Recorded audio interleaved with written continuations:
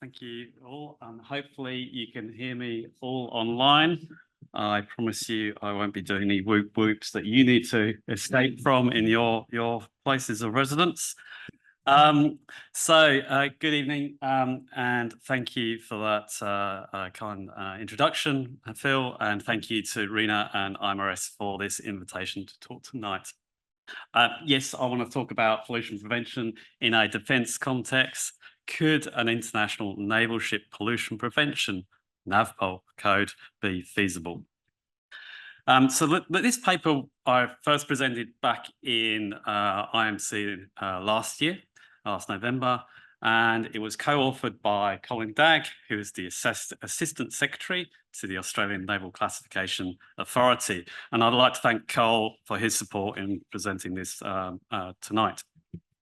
Look, the presentation really aims to explore the complexity of international conventions and how that works nationally for navies. Look, the aim is really to provide a concept for whether a consistent application of international conventions to naval ships that navies may wish to adopt. So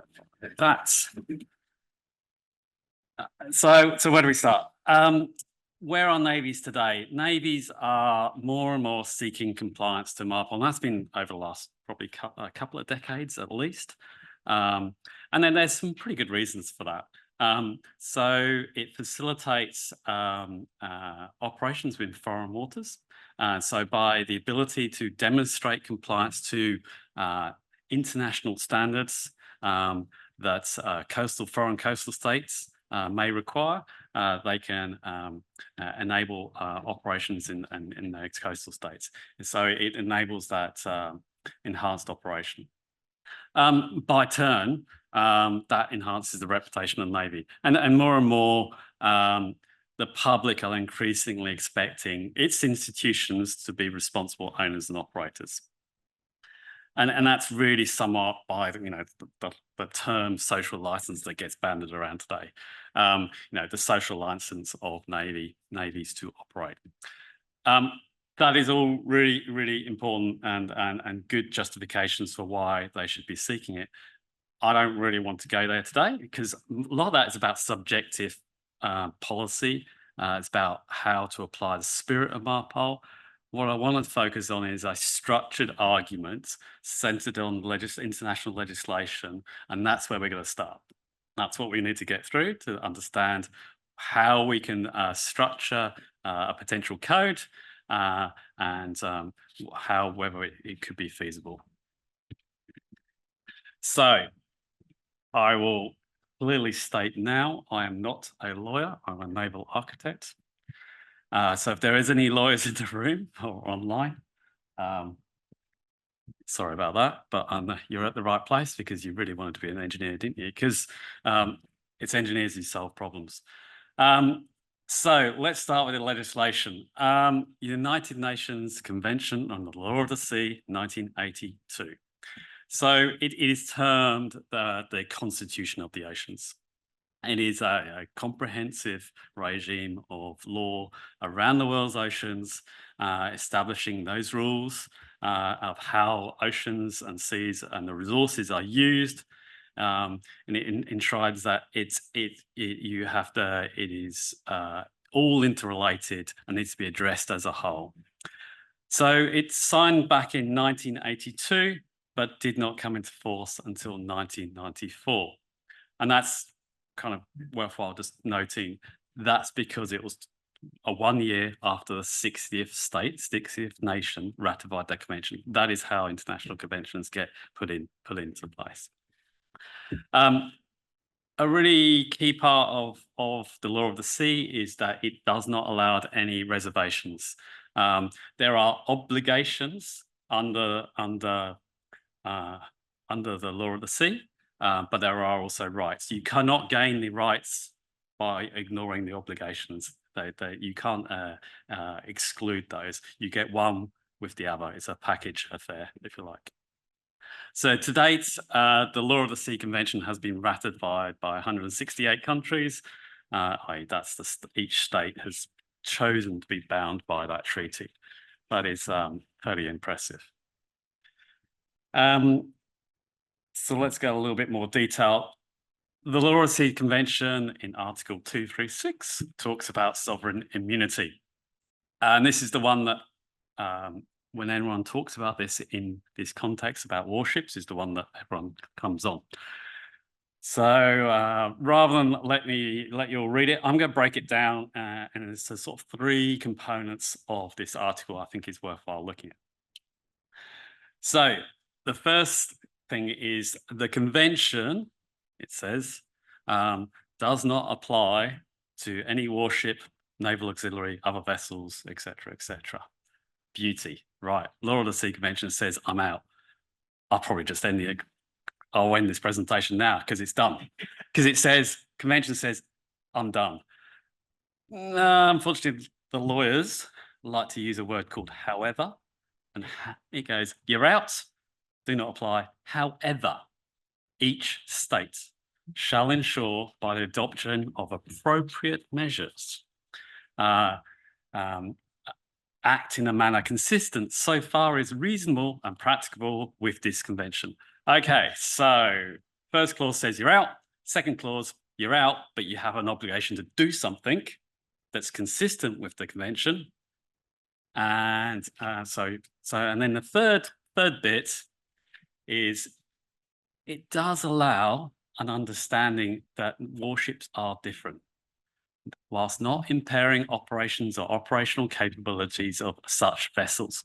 So it is, in essence, it's 3 parts there. Navies are not formally obliged to comply, but you have an obligation to adopt appropriate measures consistent whilst not impacting your operational capabilities of those warships.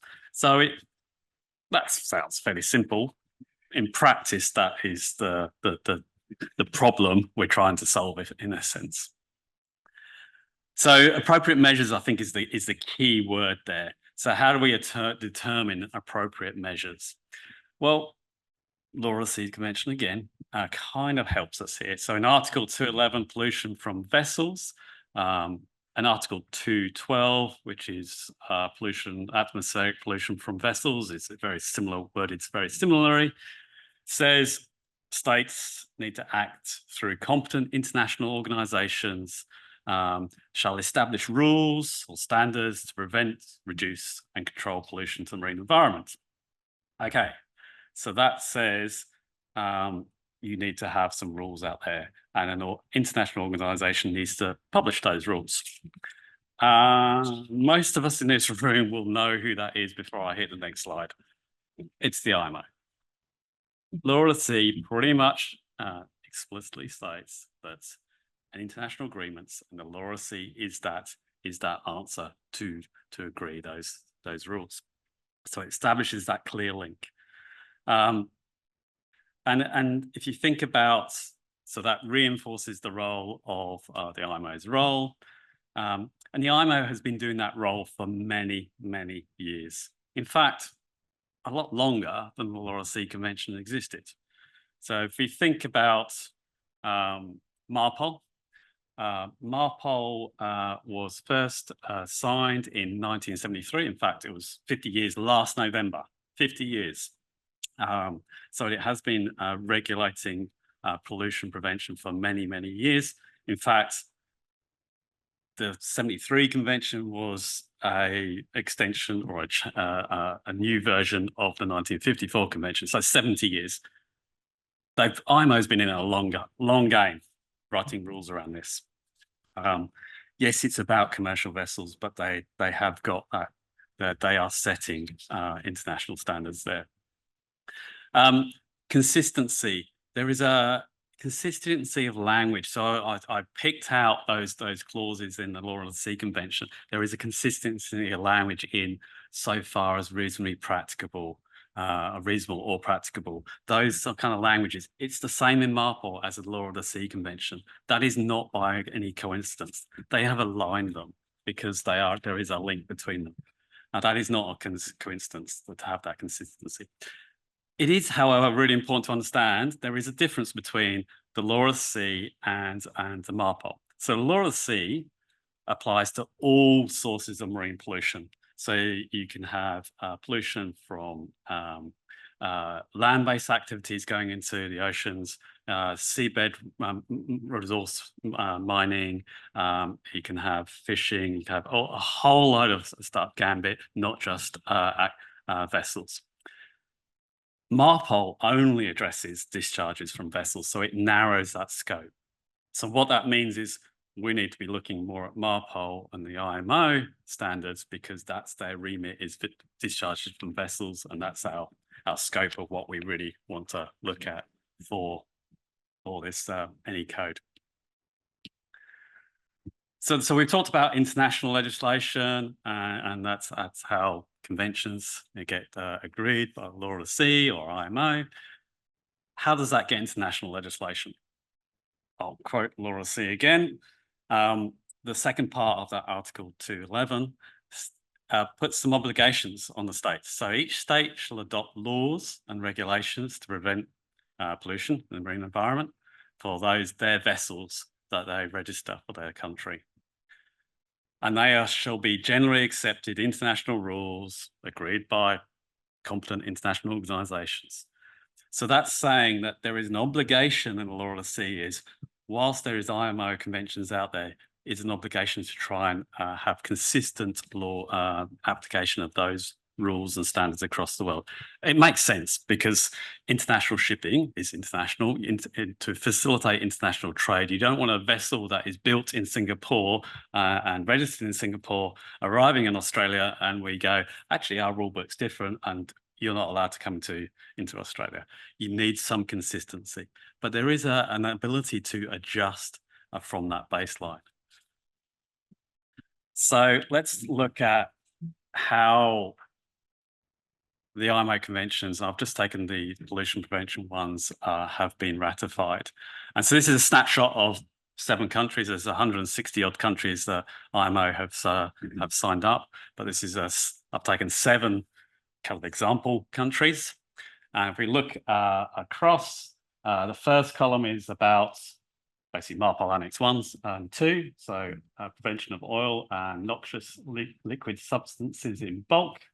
Next one's MARPOL Annex 3, about harmful substances in package form.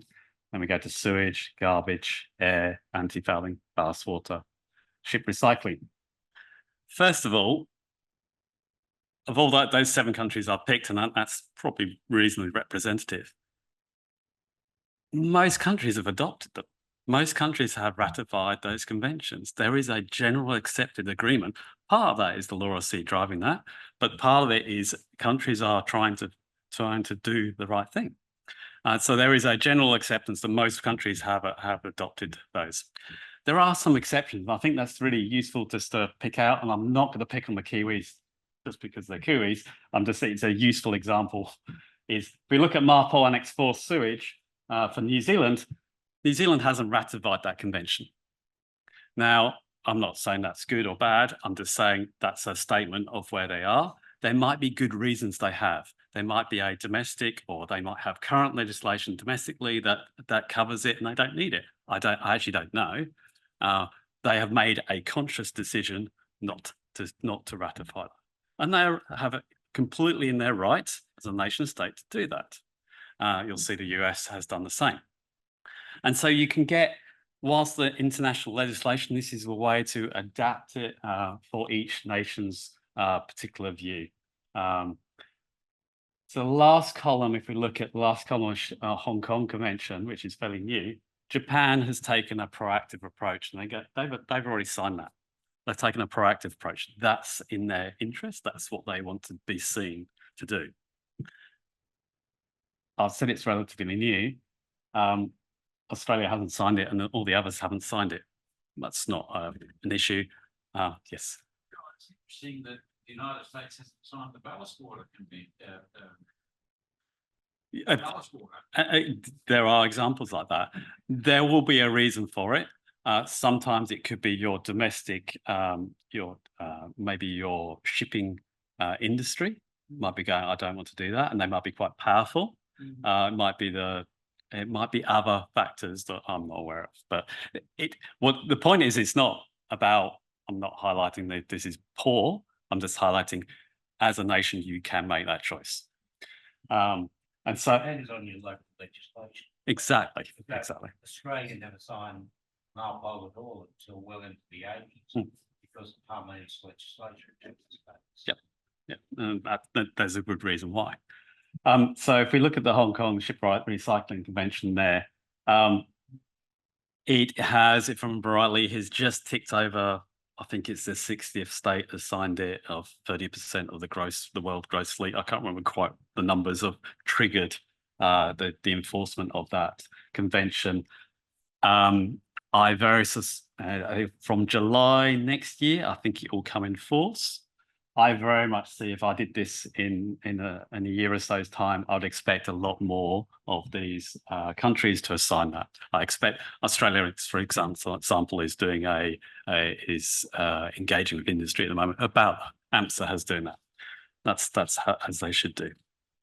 So that's an example of how each country can adapt those international legislations. So that's the international perspective. Let's have a look at national, and we'll just look at Australia at this point. In Australia, the Navigation Act is the main maritime safety legislation. It's Navigation Act of 2012. It clearly states this act does not apply to warships. End of story. What does that mean then? So internationally, Australia has signed up to Law of the Sea. Internationally, Australia has signed up to the IMO conventions. But the national legislation says I'm not doing it. So AMSA does not regulate Navy ships. That's fine. So who does? So the point is, there is an obligation in the Law of the Sea. And so what the effect of this is, each Navy has to self-regulate in this respect. And that's reasonable because of their operations and everything else. So they have to self-regulate to address that need that we've identified in terms of adopting appropriate measures. And I think that national, and while I'm showing Australian legislation, I think it's probably reasonably consistent around the world. Okay, so we talked about legislation. We talked about the conventions of why, what we need to do, what the obligations are. This is me being an engineer and trying to put a picture together. So if we look at across the top there, the Law of the Sea, these are the main articles that are driving the requirements, if you like, in an engineering sense. And then, so, you know, the two articles 211, 212, you need to adopt internationally agreed rules. We know that's IMO conventions. And then each state ratifies the IMO conventions. So what does it mean? What do we need? The components we need for a NavPol code? Well, if we start at the bottom, we need to adopt appropriate measures. Well, that's going to be the IMO conventions. That's a mechanism for that. We need to have a regulation for how we implement those measures. Well, that's the mechanism is each state has made that decision by ratifying which conventions they choose to do. And then lastly, and most importantly, not forgetting how you the impact from operational capability, not impairing capability, that sovereign immunity exclusion clause in the Law of the Sea. So they're the kind of three components that kind of I think you need to address in any code in developing it. How do we structure a code? Now we know what we're trying to do, how we structure it there. So we did a bit of analysis and had a look through and worked out the preferred structure would be determined by like a goal-based structure based on the International Navy Safety Association codes. In this sense, it's Naval Ship Code. Naval Ship Code has three components. Part one, which is the rules or the regulations kind of piece. The part two is the answer to the part one for the rules, and then part three is guidance and justification around that. So those three things. It's important. It's a goal based, so it's not MARPOL, as we know, and the IMO conventions are prescriptive. You shall have a blue widget to do something. So we, in terms of writing a part 1, we're not writing about blue widgets. We're trying to go, what is the intent of the widget that MARPOL is talking about here? And so it's trying to get that intent. The goal there is the goal of what a code could look like. I won't read it all, but what the smart, you would have worked out that some of the languages you might have seen already in this presentation. I haven't created anything because that is taken from the MARPOL. It's linking to existing stuff. That's why we're creating this. The goal there is really linking back to those higher level obligations. So that's the structure of how we would do the part 1, that goal stuff. The part 2, the solutions. Generally, as we're using IMO conventions, we will just point to IMO conventions as the solution, the default answer to the solution. But there is important aspects that for naval ships we may need to adjust that aren't really applicable for applying MARPOL. For example, MARPOL talks about port state control, for instance. Well, we're going to exclude that because port state control does not apply to naval ships. That's completely outside the realm. There's obligations for flag states to do things under MARPOL. Well, navies aren't a flag state under IMO, therefore we can exclude that. So there's ways to trim down what MARPOL has in its totality to do that. If we basically think what MARPOL Annex 1 say does for oil pollution prevention, there's 3 components that it looks at. There's the physical aspects of what you're designing a ship to have, the oil filtering equipment, the protection of fuel tanks, that arrangement, that physical bit. There's the obligations on the operator of when and where and what they can discharge, that discharge limits, if you like. And then there's the third bit, which is the flag state components of what the obligations are for the flag state. Well, really, we're not talking about operations. We're not talking about flag state. We can just narrow this code down and strip MARPOL down to the most important bits for any subsequent code will be about the material aspects of the ships. So Venn diagram simply there is, we are only worried about the material bits, not the operations in that sense. There is an interface, obviously, but so the example for garbage there is the code will worry about that there are facilities to be able to collect, sort, store, and ultimately discharge ashore of garbage.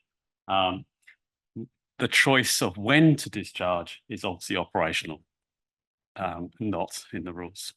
So that's a way of, and that's actually, if you think about it, it's fairly consistent. If you look at how on commercial ships, they have an international oil pollution prevention certificate. All that says is the ship is capable of complying with MARPOL. It doesn't say the master can. It's the master's obligation to be able to discharge when they're able to do so. It's just a physical. It's a statement saying the physical condition of the ship is capable of doing that, and that's the concept we're really trying to take on here. So look, how would it work? We've talked a lot about having the goal-based code that navies could use. And it's the same as for naval ship code and naval boat code. They've been around for a number of years now. And it's the same thing. It's up to each navy if they choose to. It's not going to be mandatory. Absolutely not, because each nation has the way they legislate and the way they regulate their navies is different. But this is a common structure, because ultimately, if we think back to the law of the sea, 160 countries have adopted it. They've all got a similar problem. So it's obviously navies may choose to adopt and integrate it part of their regulatory system, but there's that ability to adapt for each nation's ratified convention, just like in the commercial world.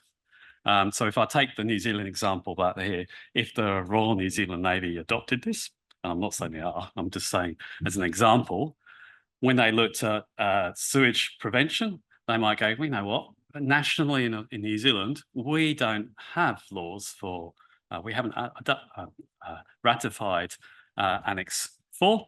We may not enforce this. We might say, this is really good practice. Well, you should comply with this, but we're not going to say a shall. But it's their decision.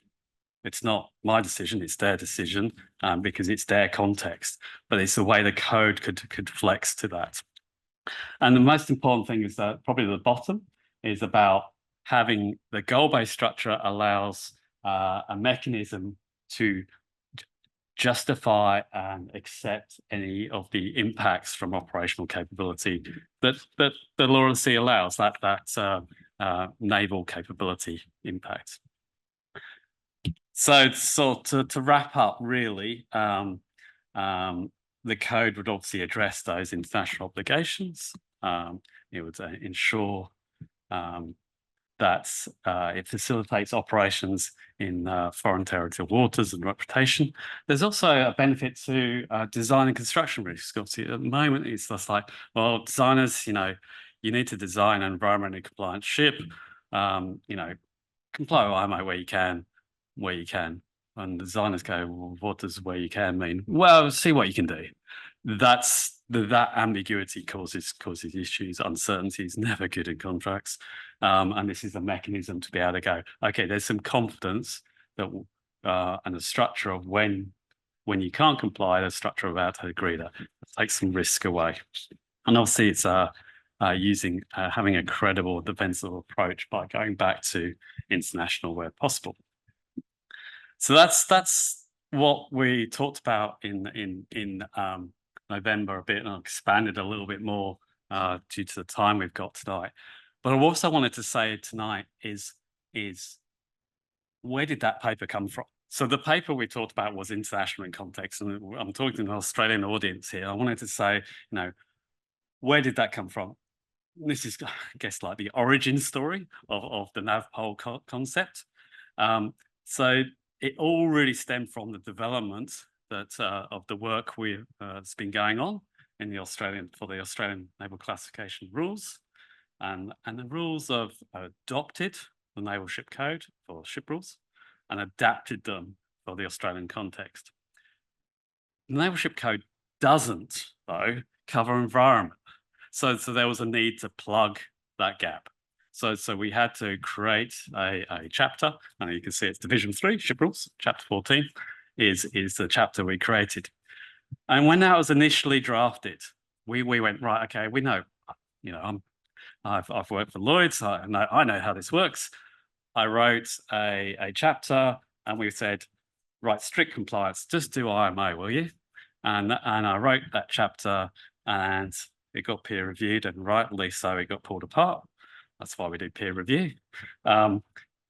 Because I didn't follow this rule structure of the goal-based structure of the rest of the rules. I said, prescriptive requirements, comply.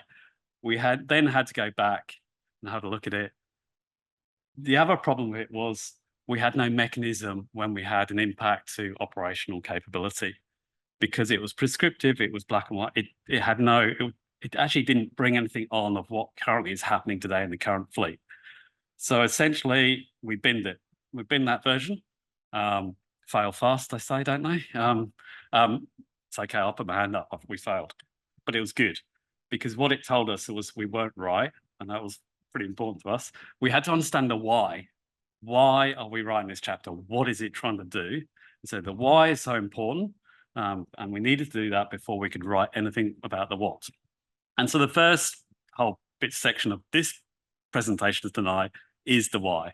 The why that we've talked about for NavPol code is exactly the why that we've done for the Australian Naval Classification rules. And it provides that really structured justification for how we developed it. So that now we know what the why is, we can start to think about the what. We had the structure of the code, we knew what we were going to do that. So we knew that IMO conventions was going to be the way to go. So we needed kind of solutions, and we almost had to reverse engineer from the solutions, i.e. the IMO conventions, the goal-based structure, the goals, the functional objectives and performance requirements to go back, because we needed to have a measure for those operational capabilities. We also needed to think about the Part 2 solutions in terms of the solutions to those goals needed some adjustment, because blind compliance was not going to be helpful. Again, it wasn't going to bring us any further forward. So we needed to think about how we adopted some of these IMO conventions. So I've got a couple of examples of how we adjusted them. So a really simple one to start with. Most sections of MARPOL, you have to have a record book, and when you discharge, you need to record what you discharge and where, location, where. Well, location for navies is not something they want to share beyond themselves. So, hey, why are we asking for it? So let's not put that in the requirement for that. Let's strip that out, because it's not going to be going, Navy is not going to share that beyond their own. And the reason why we want to strip it out is because if they are going to visit a foreign state, they're probably going to have to persuade the foreign state that they are being complying with their local coastal state environmental rules. Producing a certificate, producing a record is something they're probably going to have to do. And by doing that, they can go, hey, we're following what they normally see under a commercial ship under MARPOL. And they can go, well, where's the location? Well, we're not telling you the location. They can quickly justify why they're not doing it. But they've got something to show rather than nothing. Nothing is a big risk. So it's a pretty easy win to do things like that. A little bit more complex is protected fuel tanks under MARPOL Annex 1. MARPOL obviously thinks about merchant ships and dealing with protection of fuel tanks and merchant ships. Frigates, destroyers, most naval vessels have a very different hull form, and so the prescriptive calculations that are for protected fuel tanks probably don't, they don't work. But there is a way to tweak them a little bit to make them work. There is little tweaks you can do. There's also impacts from protecting fuel tanks. There might be survivability impacts. There might be stability impacts where you just don't want to do that, because there is a more significant issue you create by protecting them. But putting a justified argument against a clear baseline standard enables an engineered justification to be agreed, not it's just a bit too hard. Because quite often when we look at these, when you look at the engineering, well, there is an impact to stability. Well, I'm not going to impact my warship stability. It's pretty clear you maintain your stability over protected fuel tanks, but you can structure that. Ballast water is another one. Certainly on the frontline warships, installing a ballast water treatment plant is probably not feasible or viable. Space, weight, power, all those impacts, you're taking a lot of valuable real estate. So navies and a few navies around the world are going, well, okay, I'll meet the intent. I'll keep doing ballast water exchange, which as of September this year, you're not allowed to do in new vessels. But there is mechanisms for that. In fact, the IMO's got mechanisms for doing risk assessments around that. So we can then put, again, justified arguments of why you wouldn't necessarily do that. But it's not a one size fit all. So fitting a ballast water treatment plant to like an AOR, real estate's not, they've got a bit more real estate than a frontline, a frigate. So it's not necessarily a single solution. It's contextual is really, really important. Energy efficiency is another challenge as well. IMO's gone down a route of having indices. So design energy efficiency, design indices, have carbon intensity indexes to design, attain, etc. Now that's based on a commercial fleet of, say, tankers.